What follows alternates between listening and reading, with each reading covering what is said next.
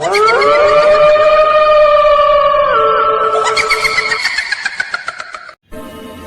छोटा सा गांव था जहां शाम होते ही सन्नाटा छा जाता था। गांव के किनारे एक घना जंगल था और जंगल के बीच एक पुराना टेढ़ा मेढ़ा आम का पेड़ था। लोग कहते थे वह पेड़ सिर्फ पेड़ नहीं था, वह एक राज था। कभी उस पेड़ के नीचे दो दिल मिलते थे, एक लड़का एक लड़की, पर समाज को उनका प्यार मंजूर नहीं था। एक दिन सब खत्म हो गया और उस रात जंगल ने एक चीख सुनी जो सिर्फ पेड़ ने सुनी। उसके बाद गांव बदलने लगा। शाम होते ही कुत्ता बिना वजह भौंकने लगता, पेड़ की पत्तियां बिना हवा के हिलने लगती। लोग महसूस करते जैसे कोई उन्हें देख रहा हो। फिर एक दिन की बात है, एक लड़का और एक लड़की एक दूसरे से प्यार करते थे, लेकिन लड़की जो थी वो ब्राह्मण परिवार से थी और लड़का जो था वो धोबी जात का था। दोनों रोज गांव के जंगल में आम के पेड़ के पास मिलते थे। एक दिन लड़की के पापा ने उन दोनों को देख लिया। उनकी आंख में गुस्सा भर गया। घर पहुंचते ही उन्होंने सबको बता दिया। माँ और भाई भी क्रोध से भर उठे। लड़की को घर में बंद कर दिया गया। बंद करने के बाद कुछ दिन ऐसा ही सिलसिला चला। फिर कुछ दिन के बाद उसे खाने में जहर दे दिया गया। वो खाना खाने के बाद उसकी मौत हो गई। रात के अंधेरे में घर वालों ने उसे जंगल की उसी आम के पेड़ के पास जला दिया गया। उसके बाद गांव में अजीब घटनाएं होने लगी। शाम होते ही लोगों को डर लगने लगता। शाम के समय जब गांव की लड़कियां बकरी चराने जाती थी तो जंगल के पास पहुंचते ही उनका दिल तेज धड़कने लगता था।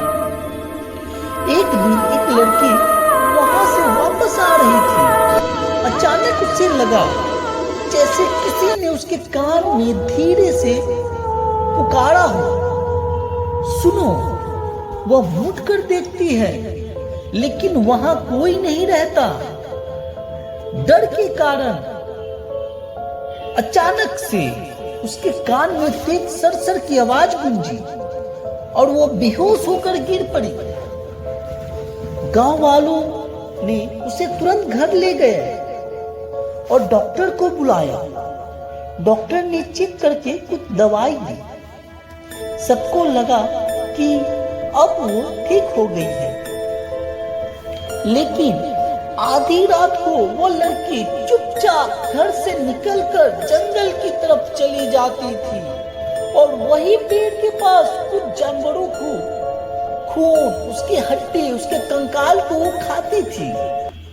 ऐसा सिलसिला कुछ दिन तक चला, लेकिन रात के 12 बजे घर के दरवाजा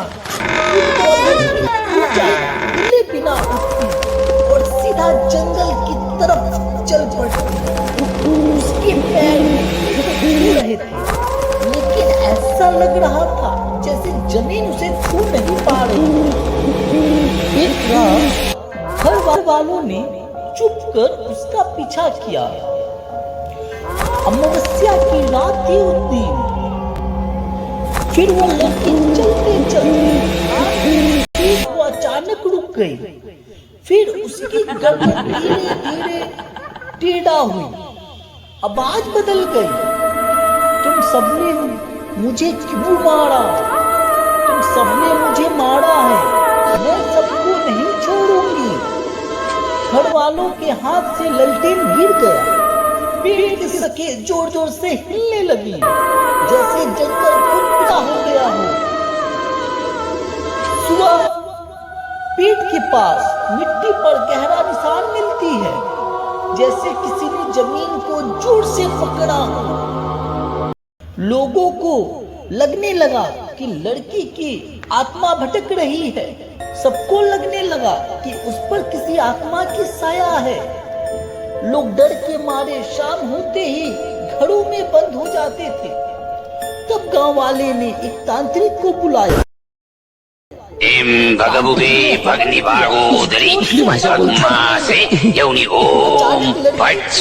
बदल गई। उसने कहा, मैं तब तक शांत नहीं होंगी जब तक मुझे इंसाफ नहीं मिलेगा। मेरे साथ अन्याय हुआ है, मेरा प्यार अधूरा रह गया। ये सुनकर गांव वाले कांप उठे। तांत्रिक ने बहुत कोशिश की और आत्मा को समझाया कि बदला लेने से शांति नहीं मिलती। अंत में आत्मा शांत हो गई। 10 दिन बाद उसे लड़की की आत्मा को मुक्ति मिल गई। गांव में फिर से शांति लौट आई।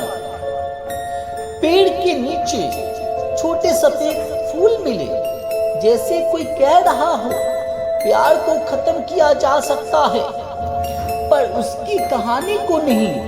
और उस दिन के बाद गांव में किसी ने जाति के नाम पर प्यार को गुनाह नहीं कहा, क्योंकि कभी कभी अधूरा प्यार सबसे ज्यादा दर्द देता है।